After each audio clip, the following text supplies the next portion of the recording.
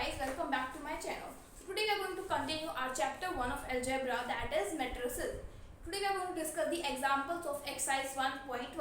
So first example is find the inverse of this matrix. Inverse का भी हमने formula पढ़ा था, that is equal to 1 by A determinant into adjoint of A. इस matrix का पहले हम determinant निकालते हैं. तो इसका determinant कैसे निकलेगा? I am finding out determinant by first row. This is the first row. So 1 और उसका कोफैक्टर. So कोफैक्टर कैसे लिखेंगे हम? ये रो और ये कॉलम को छोड़ के जिसके अंदर वाला पार्ट है उसको कोफैक्टर लिखेंगे हम. 3 minus 4 minus 3 minus 4. फिर नेक्स्ट वाले टर्म के साथ आएगा माइनस का साइन. ये माइनस प्लस का साइन इस टाइप से चलता है, plus minus plus minus plus minus plus minus plus. So next वाले टर्म के साथ हम माइनस लिखेंगे इनटू इस रो और इस कॉलम को छोड़ के इसका कोफैक्टर आ जाएगा 1 minus 2 minus 3 minus 4 plus 3. Then इस रो और इस कॉलम को छोड़ के इसका कोफैक्टर आ जाएगा हमारे पास 1 3 minus 2 minus 4. तो यहाँ पर आ जाएगा minus 12 minus 1 minus 4 प्लस 6. यहाँ पे minus 6 आएगा प्लस 3 minus 4 प्लस 6. उसको जब आप सोल्व करोगे तो आपके पास आंसर आएगा -8. तो इसका डिटरमिनेंट आ चुका है -8. अगर बाय चांस डिटरमिनेंट 0 आ जाए तो पॉसिबल ही नहीं होगा इसका इनवर्स, क्योंकि ये 1/0 is not defined. Now we will find the adjoint. So adjoint के लिए मुझे कोफैक्टर्स निकालने पड़ेंगे. मैं इसको रब कर देती हूँ. सो a का डिटरमिनेंट हमारे पास आ चुका है -8.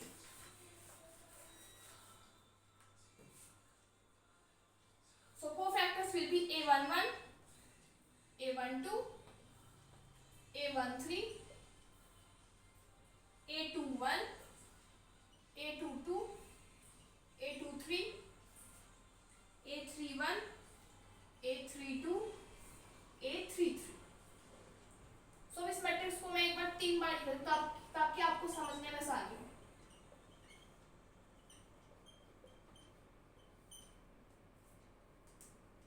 एक बार और लिख लेते हैं इसको. 1 1 3 1 3 -3 -2 -4 -4. तो हम a11 कैसे फाइंड आउट करेंगे? a11 हम इस टाइप से फाइंड आउट करेंगे. This is first row and first column. So this is the element. तो इस वाली रो और इस वाले कॉलम को छोड़ के this and this, so this will be the cofactor. ये वाला हमारे पास क्या होगा? कोफैक्टर. सो 1 -4 -3 -4. नेक्स्ट a12 क्या आएगा? फर्स्ट रो और सेकंड कॉलम को छोड़ना है. This is the first row and this is the second column. So हमारे पास आ जाएगा 1 -2 -3 -4.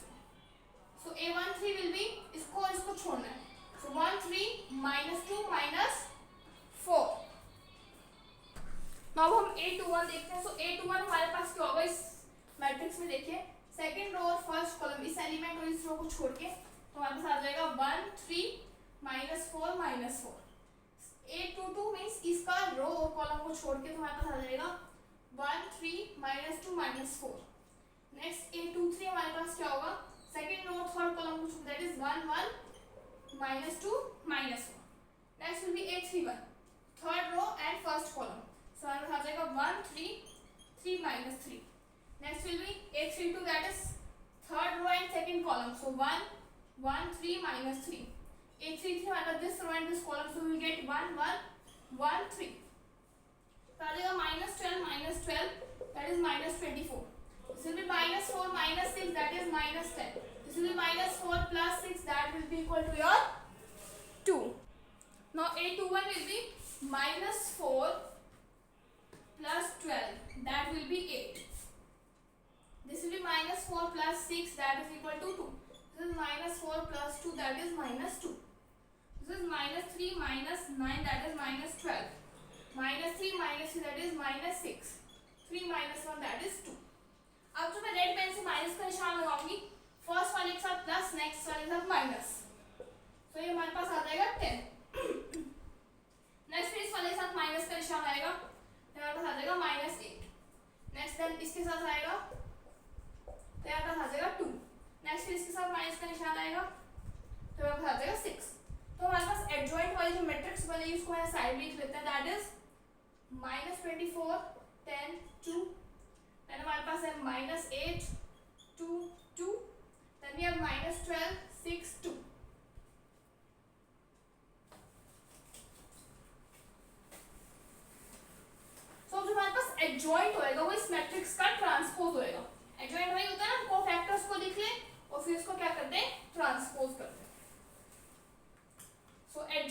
will be adjoint of A will be equal to minus 24 10 2 minus 8 2 2 minus 12 6 2 इसका transpose that will be equal to minus 24 10 2 minus 8 2 2 minus 12 6 2.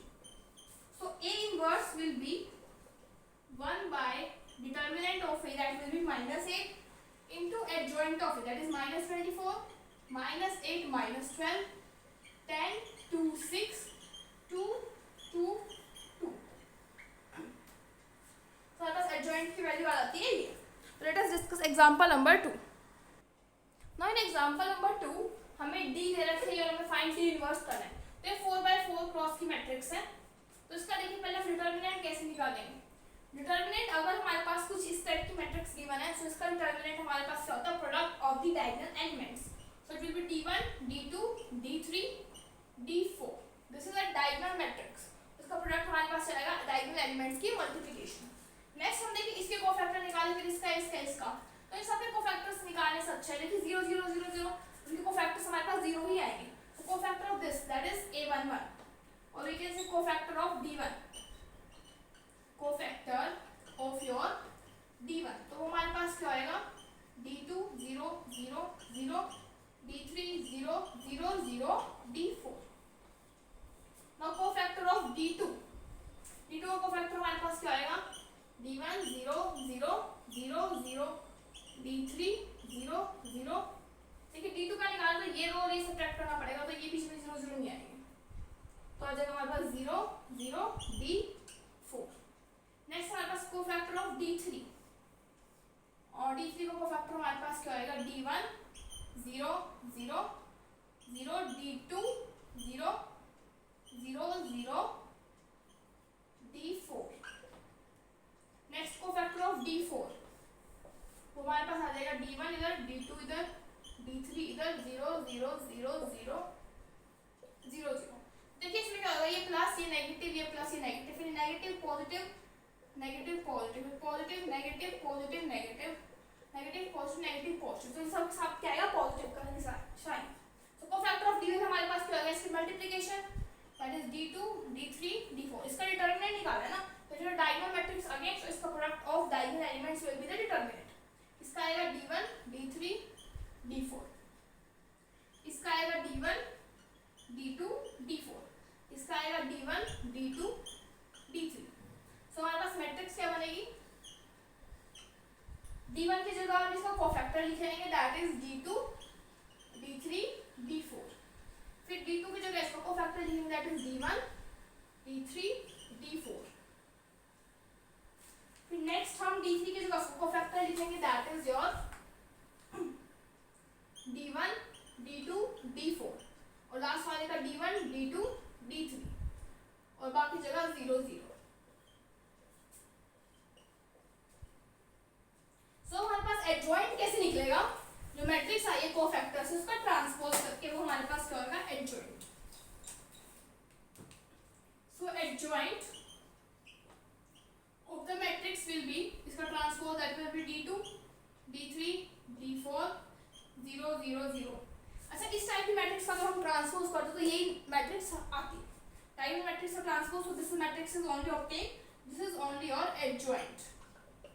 So adjoint में determinant मिली, अब हमें क्या करना है, इसको सिर्फ डिटरमिनेंट से divide. So A inverse will be 1 by A determinant into adjoint of A. सो हमारे पास मतलब इसको हमें किससे डिवाइड करना है, d1 d2 d3 d4 से. तो हमें क्या मिलेगा, 1 by d1, यहाँ पे मिलेगा 1 by d2, यहाँ मिलेगा 1 by d3, यहाँ मिलेगा 1 by d4 और बाकी जगह क्या मिलेगा, 0. So this is your inverse. Next is solution of a system of linear equation. So linear equation हमारे पास होती है ax is equal to b type. उसका सॉल्यूशन क्या आएगा हमारे पास, उसमें एक थ्योरम है हमारे पास कि x is equal to a inverse b is the unique solution of a system of linear equation. Linear equation है उसका सॉल्यूशन हमारे पास ये होगा where a determinant is not equal to 0. अगर a का डिटरमिनेंट नॉट इक्वल टू 0 है तभी हम उसका इनवर्स जो फाइंड आउट कर सकते हैं. We know that linear equation is equal to ax is equal to b. So multiplying by a inverse both sides, multiply by a inverse both sides. और multiply भी कैसे, प्री मल्टीप्लाई। प्री मल्टीप्लाई मतलब पहले, जैसे suppose मेरे पास ax is equal to b दे रखा है, तो यहाँ पे a इनवर्स आगे, तो यहाँ पे भी a इनवर्स आगे होएगा। और पोस्ट मल्टीप्लाई मतलब अगर मैं ax यहाँ पे इनवर्स से मल्टीप्लाई करूँ तो यहाँ पे भी पीछे मल्टीप्लाई होएगा। मैं क्या कर रही हूँ, प्री मल्टीप्लाई। तो यहाँ से a इंटू ए इनवर्स हमारे पास क्या होता है, identity into x is equal to a inverse into b। So identity into x is equal to x, that is a inverse b। So therefore this is the solution. Now to prove that यही हमारे पास solution है, unique solution है, so we will prove the uniqueness. Uniqueness कैसे prove करते हैं, हम दो सॉल्यूशन लेट करते हैं। Let there will be two solution x1 and x2, so it will satisfy the linear equation, that is ax1 is equal to b and ax2 is equal to b. So from here we can write ax1 is equal to ax2. Now again pre multiplying by a inverse both sides, we will get a inverse into a into x1 is equal to a inverse into a into x2. From here we get x1 is equal to x2 because this is identity. So therefore it has only one and only one solution, that is x is equal to a inverse into b. Now in example number 3 you have to use the matrix method and then solve the system of equation. These are system of equation given to you. तो इसका हम ax is equal to b type कैसे बनाएंगे, देखिए। तो इसको हम ऐसे लिख सकते हैं 2 3 5, इनके कोएफिशिएंट्स लिखेंगे हम 3 5 2 5 2 3 इनटू x। x हमारे पास क्या है, x y z is equal to b हमारे पास क्या है 15 12 13। so this is your a, this is your x and this is your b. now to find this x you have to find the inverse of this, क्योंकि हमारे पास formula क्या है, ax is equal to b, so x will be equal to a inverse into b। तो इसका inverse find out करना है। First let us find the determinant of this, that will be equal to, first row से find out करें 2 into 5 2 2 3 में इसे cofactors लिखना है फर्स्ट रो फर्स्ट कॉलम को छोड़ के, then will be -3, then will be 3 5 2 3, then will be +5 3 5 5 2। तो इसको हम किस टाइप से लिखेंगे, 2 इन दोनों के प्रोडक्ट और इसको minus 15 minus 4 minus 3 9 minus 10 plus 5 6 minus 25। तो इसको सॉल्व आउट करोगे तो आंसर आएगा -70। तो ये not equal to 0, therefore the inverse exists. Now let us find the cofactors. Cofactors number 1 a11, so a11 will be first और first column को छोड़ के, so it will be 5 2 2 3। तो हमारे पास आ जाएगा 15 minus 4, that is 11। next will be a21 sorry a first row second column इसको छोड़ के हमारे पास ये बनेगा, इसका it will be 3 5 2 3, that will be 9 minus 10, that is -1। और उसके साथ माइनस का निशान आता है, यहाँ पे माइनस लगा लीजिए, it will be +1। next a13, so that will be equal to your first और third column को छोड़ के, that is 3 5 5 2, that is 6 minus 25, that will be -19। next cofactors of second row, that is a21, so a21 will be second row और first column को छोड़ के, that will be equal to 3 5 2 3, that is 9 minus 10, that is -1। next will be a22, second row second column को छोड़ के, so it will be 2 5 5 3। next a23, ये हमारे पास क्या आएगा 2 3 5 2, so it will be 6 minus 25, that is -19, 4 minus 15, that is -11। First वाला और लास्ट वाले के साथ हमारे पास क्या आता है, नेगेटिव साइन, क्या आ जाएगा +11। Let us see cofactors of row third.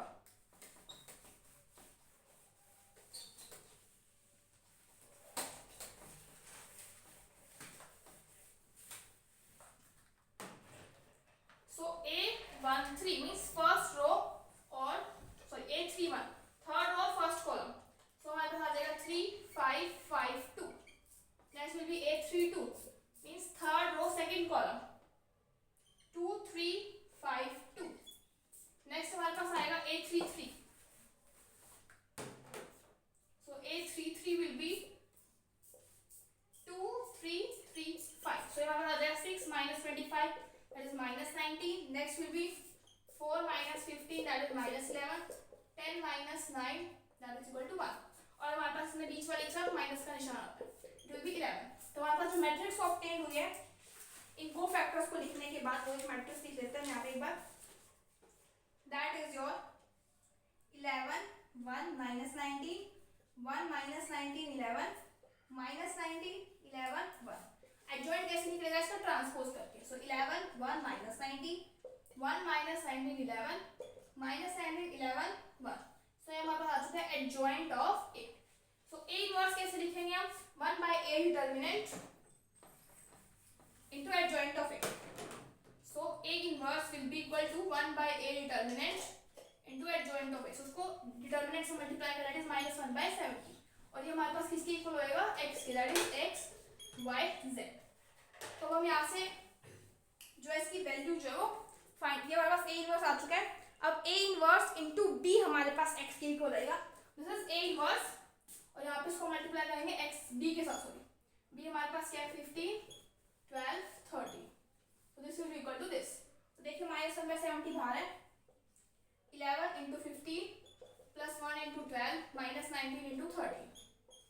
फिर आ जाएगा 15 minus 19 into 12 plus 11 into 30. Minus 19 into 15 plus 11 into 12 plus 1 into 30. जब आप इसको कैलकुलेट करोगे तो आपके पास आंसर आएगा ऊपर. यहाँ आ जाएगा -70, यहाँ पे भी आ जाएगा -70, आ जाएगा -40 और बाहर हमारे पास -1 by 70 है.